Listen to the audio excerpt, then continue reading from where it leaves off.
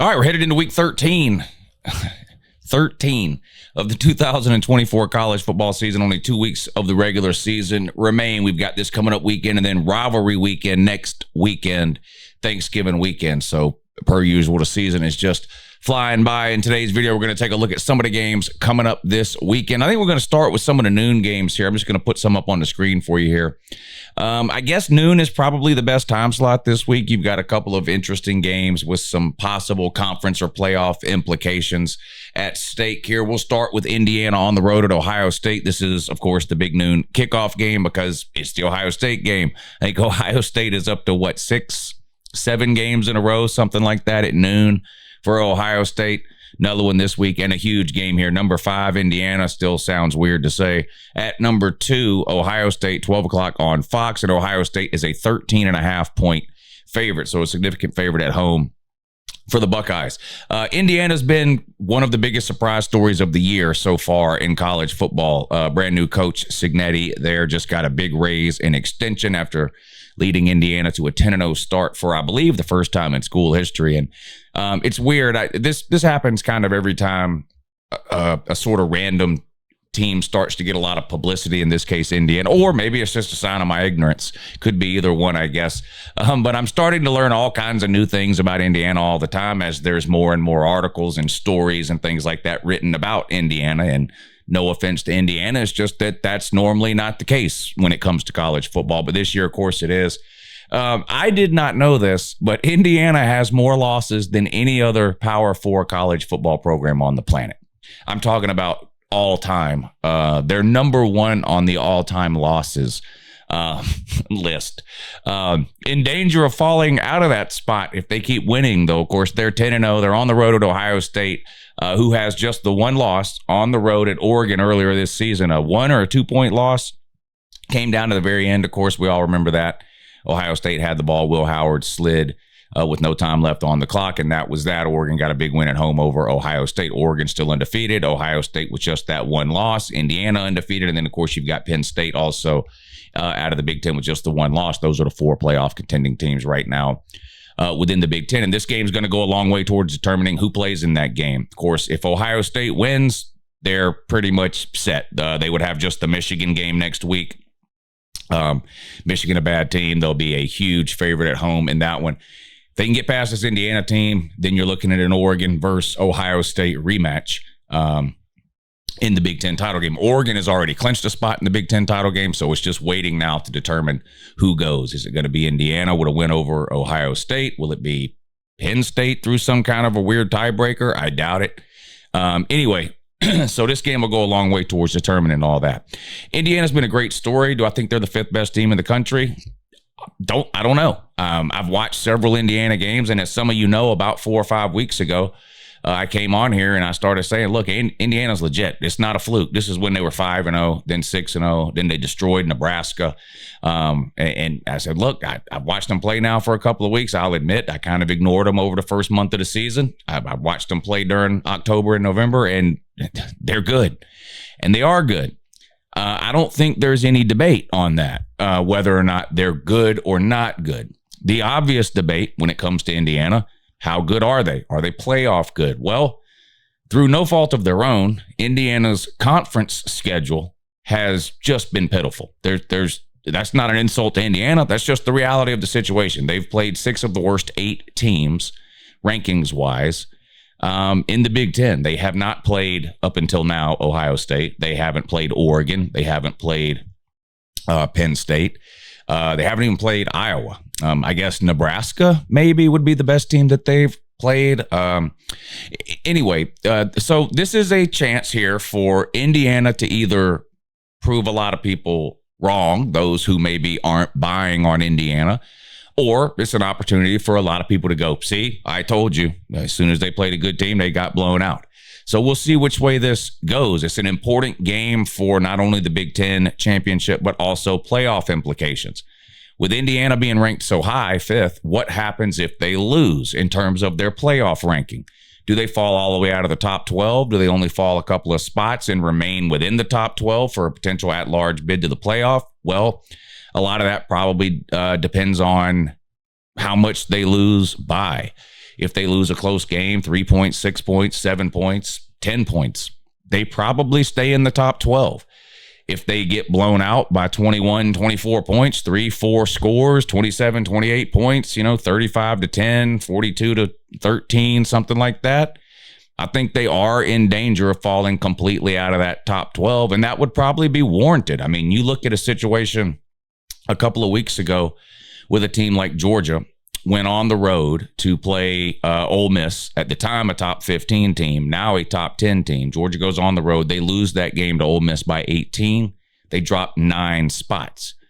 If Indiana loses by 18 or more to Ohio State, I would expect them to have a similar drop, maybe even worse. The difference, of course, between Georgia and Indiana, if Indiana were to lose this game at Ohio State, is that Georgia's got a couple of wins against top 10 teams to help offset the losses, whereas Indiana would not. But we don't need to get into all that. We'll find out a lot about Indiana this week. I think everyone agrees if they keep it close with Indiana or Ohio State, they're probably going to stay in the top 12. Again, whether you think they're a top 12 team or not may be a separate discussion or conversation, but I haven't talked to anybody who thinks that if they lose by 3, they're falling out of the top 12. Again, I've heard from a lot of people to say if they lose, they should by 3, they should drop out. But if you see how high the committee is on Indiana right now, it's unlikely they drop out of the top 12, in my opinion, unless they're blown out. Ohio State got some bad news this week. A center with an Achilles looks like is out. And of course, if you go back and watch sort of Ohio State over their middle part of the season when they were struggling a little bit on the offensive line, that of course was a result of another offensive line injury at left tackle. And it took them a few weeks to sort of get that figured out in terms of who they were going to replace that guy with, or if they needed to rotate guys around on the line. There was the Nebraska game where their offensive line just played terrible. They have played a little bit better since then, but now the center goes down. Are they able to sort of fix that problem or remedy that problem quicker than they were with the left tackle? I think will be an interesting thing to watch over the next couple of weeks with Ohio State, because let's keep in mind, if they beat Indiana, they then have Michigan, and then the following week they would get a rematch with Oregon. So while it's bad that they lost the center, the more important thing for Ohio State right now is to figure that offensive line out and make sure they have the best possible combination of offensive line heading into that Oregon game if that's where they wind up. Ohio State's been an exciting team. They're clearly one of the most talented teams in the country. They're loaded with NFL players at almost every single position group, whether you want to talk about Jeremiah Smith, Emeka Egbuka, and the wide receivers, Quinshon Judkins, Travion Henderson at running back. They've got a couple of NFL offensive linemen. Will Howard, a borderline NFL talent, but he's definitely good enough to win every game Ohio State plays. And then over on the defense, it's, all 3 levels are loaded with all conference and all American type players and future NFL draft picks. They're a way more talented team individually than Indiana is. Sometimes we see a team like Indiana be a better team than sort of a group of talented players. I don't think that will be the case here.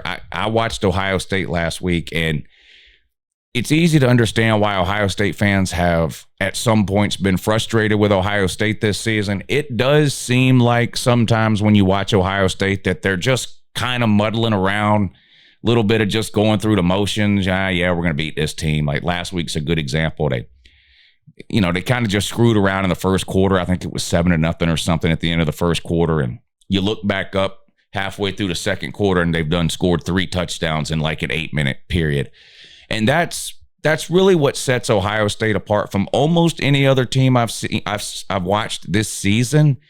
They've got an ability, when it clicks on both sides of the ball at the same time, they've got an ability to end a game in a 6, 7, 8-minute stretch. And that's what they did this past Saturday. It went from 7-0 to 28-0 in basically the blink of an eye, and that game was over. And they are so talented that I truly believe they have the ability to do that to almost anybody. Oregon in a Big Ten championship scenario, whoever they get matched up in a playoff type scenario. Now, they obviously haven't played at that level every quarter of every game, and that's the difficult part to do. If you're a team like Ohio State, really any team that's trending towards the playoffs, what you're hoping is that you're kind of clicking and playing your best football at the end of the year.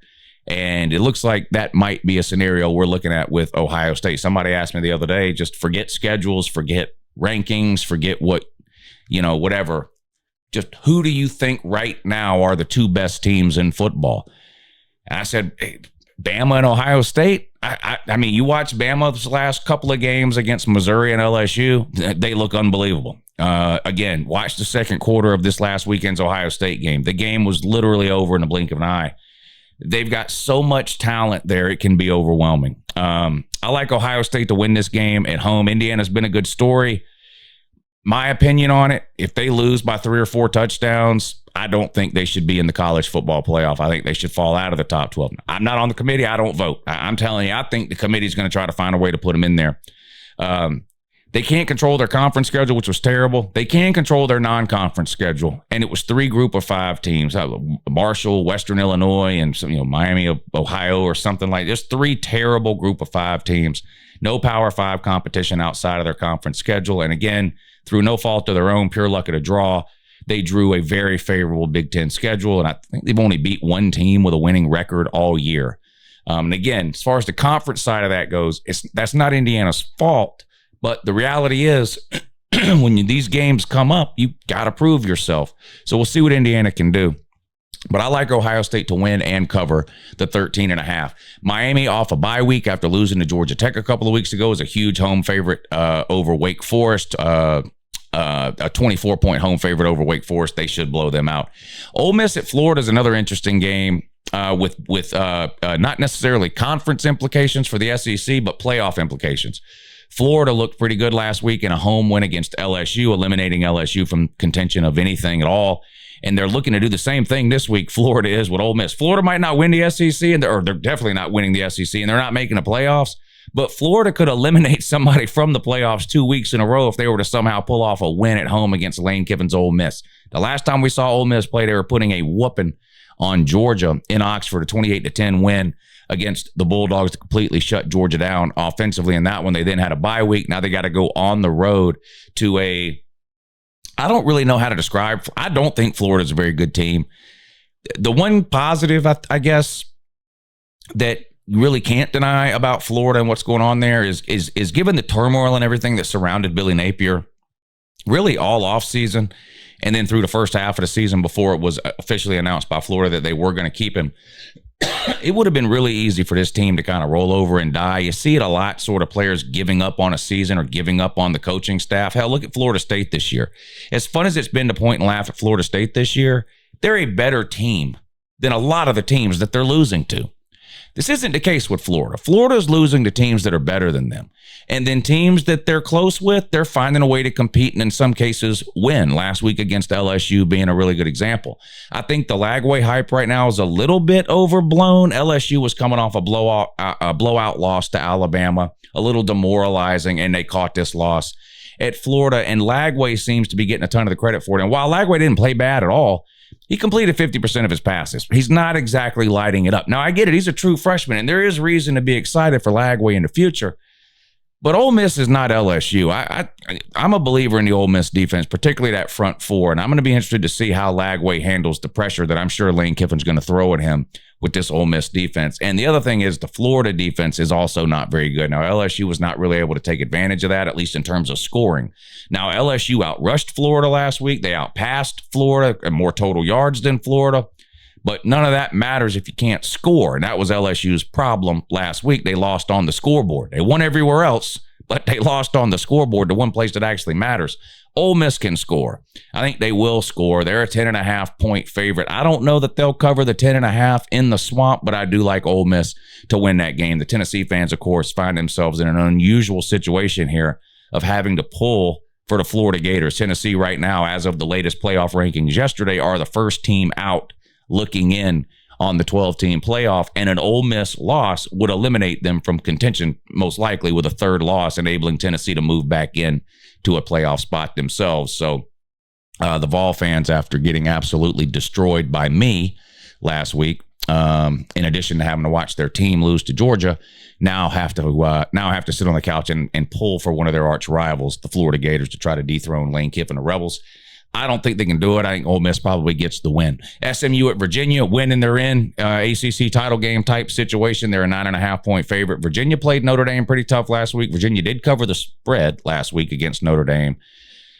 Tough spot for SMU here. It's just the pressure is mounting for them because if they lose, they're out basically kind of. Well, we go into a tiebreaker scenario, but basically must-win situations here for teams like SMU, Miami, Clemson, the rest of the way to try to see who's going to get into that ACC title game. I think SMU finds a way to win on the road at Virginia, though. Not really any other big games on at noon. Illinois still ranked, not really free. I think the only reason Illinois is even ranked anymore is to try to prop up Penn State, who the committee has ranked in the top 5 for no discernible reason. I don't want to get started talking about the committee. Georgia and Tennessee are both playing elementary schools this week for no particular reason at all. Massachusetts and UTEP. I hate that. Everybody hates that. It's ridiculous. Please stop doing that. All these teams. Notre Dame's playing a group of 5 team this week. So it's not just the SEC. So shut up about that. But no, I don't like it. No one likes it. I don't want to see these games in November any more than anybody else does. And that goes for Notre Dame and anybody else scheduling these pointless games in November, like Florida State playing Charleston Southern. What are you doing? Stop. Schedule a real team and just take your 10th loss like a man, dummy. Anyway, those are your early games. I'll make another video maybe later today or tomorrow about the afternoon and the primetime games. But let me know what you think down below. Who do you think is going to win those games? Any chance of an upset this week? Could Indiana pull it off against Ohio State? Let me know down below. What about Ole Miss? Do they go down to the swamp and lose? Let me know what you think about the big games coming up this weekend. I appreciate you watching. Hit the thumbs up. Subscribe if you're new. Have a good morning.